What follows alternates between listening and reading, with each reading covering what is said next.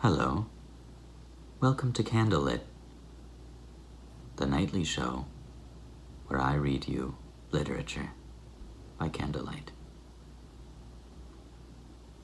I'm reading from the Norton Anthology of English Literature.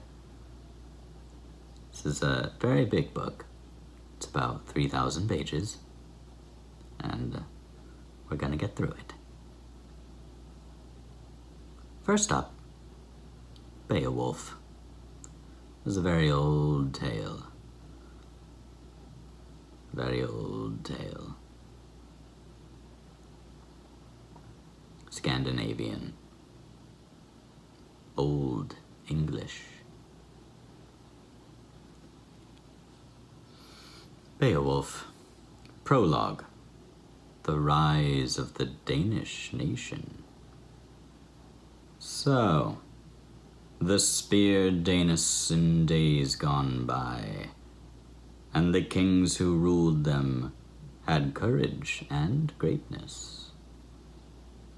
We have heard of those princes' heroic campaigns. There was Shield Sheafson, scourge of many tribes, a wrecker of mead benches, rampaging among foes. This terror of the hall troops had come far. A foundling to start with, he would flourish later on as his powers waxed and his worth was proved. In the end, each clan on the outlying coasts, beyond the Whale Road, had to yield to him and begin to pay tribute. That was one good king. Afterward, a boy child was born to Shield, a cub in the yard, a comfort sent by God to that nation. He knew what they had tholed, the long times and the troubles they'd come through without a leader. So the Lord of Life, the glorious Almighty, made this man renowned. Shield had fathered a famous son. Beow's name was known through the north.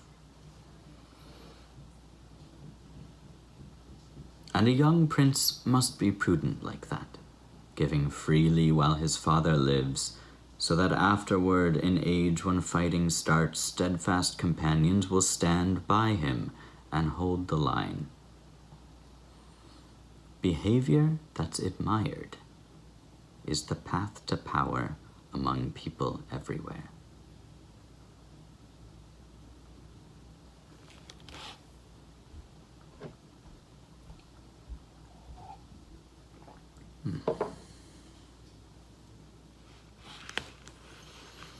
Shield was still thriving when his time came, and he crossed over into the Lord's keeping.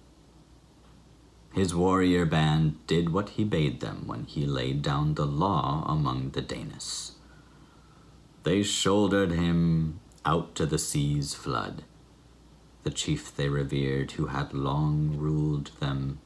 A ring-whorled prow rode into the harbor, ice-clad, outbound, a craft for a prince. They stretched their beloved lord in his boat, laid out by the mast, amidships, the great ring-giver.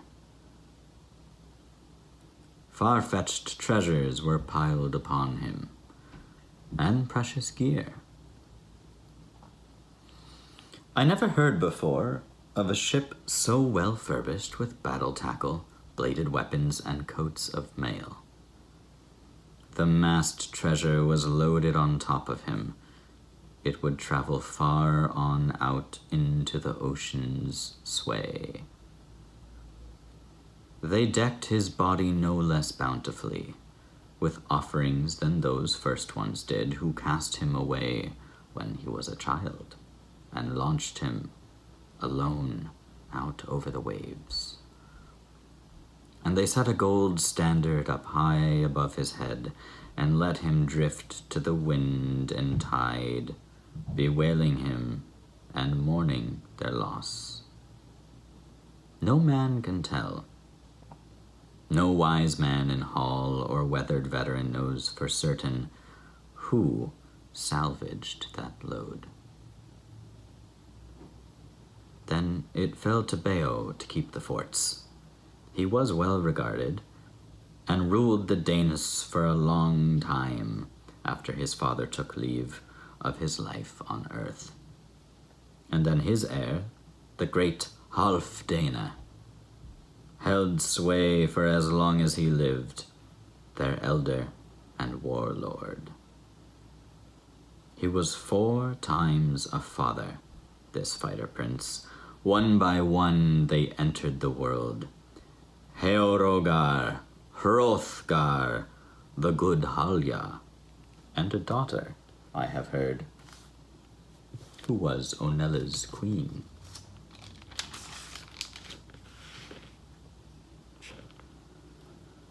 A balm in bed to the battle-scarred Swede.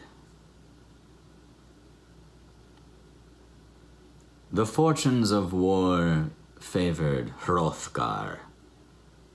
Friends and kinsmen flocked to his ranks, young followers, a force that grew to be a mighty army. So his mind turned to hall building. He handed down orders for men to work on a great mead hall, meant to be a wonder of the world forever.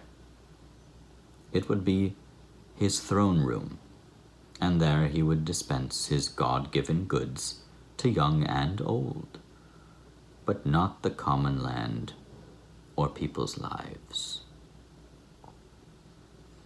Far and wide through the world, I have heard, orders for work to adorn that wallstead were sent to many peoples. And soon it stood there, finished and ready, in full view, the Hall of Halls. Heorot was the name he had settled on it, whose utterance was law. Nor did he renege, but doled out rings and torques at the table.